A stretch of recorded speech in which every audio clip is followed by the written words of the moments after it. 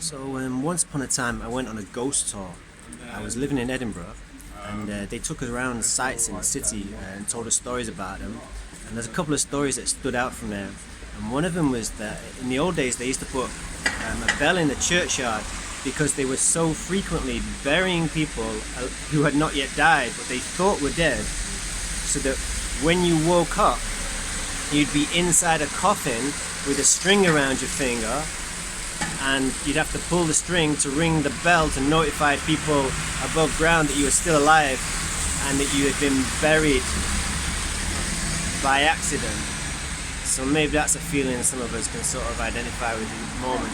Now another story from that time was that during the bubonic plague in the 1640s in Edinburgh, they bricked up a street called Mary King's Close. Because they were so scared of, because the plague had broken out there, and they were so scared of it spreading, that they bricked up the whole street, including infected and uninfected people. They just sealed it off, soldiers, that was the end of it, and they just let those people die and starve or dehydrate behind that bricked up wall. And in recent times, they've unbricked it, and it's like a little time capsule, and you can wander about and see what the street was like. Now, I just want to compare that to what's going on today with our modern day plague, right? Our modern day pandemic.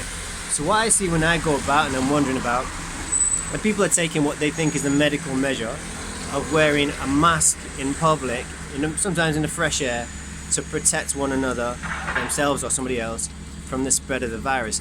But then they touch the mask with this potentially lethal disease, they spread it onto the hands, they put hands on the money or on the wallet, and they take their potentially infected mask either by them or from the virus, which is supposedly all around us.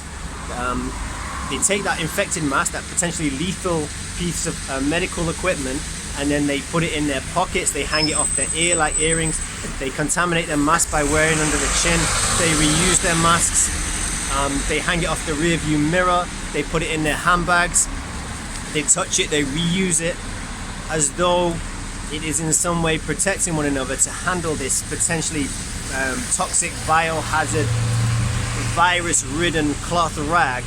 And they dispose of it, they litter it in the streets, they don't put it in a suitable receptacle. I'm just wondering to myself, is your handbag or is your pocket a suitable receptacle for something that's potentially lethal biohazard? The answer is, of course, no, and we need to stop pretending. Like, if you compare the real plagues, where they wouldn't even put a brick, they wouldn't even let anything less than a brick wall between them and an infected site, or an infected area, then you know for sure that we just all need to stop pretending. People are being incredibly hypocritical. They think that the virus operates at their discretion. They'll go, they'll have people, friends around to see them, or they'll visit them for coffee or whatever it is. They'll speak to people, be close to people that they need to be close to when they feel like being close to them, and they treat everybody else or when they're in the public, they play this pretense. What we have now is not a pandemic. There may have been an epidemic in March and April and May, but in this era of phoniness and pretense, we have got a pandemic of pretense. That's what's happening. That's what's happening here.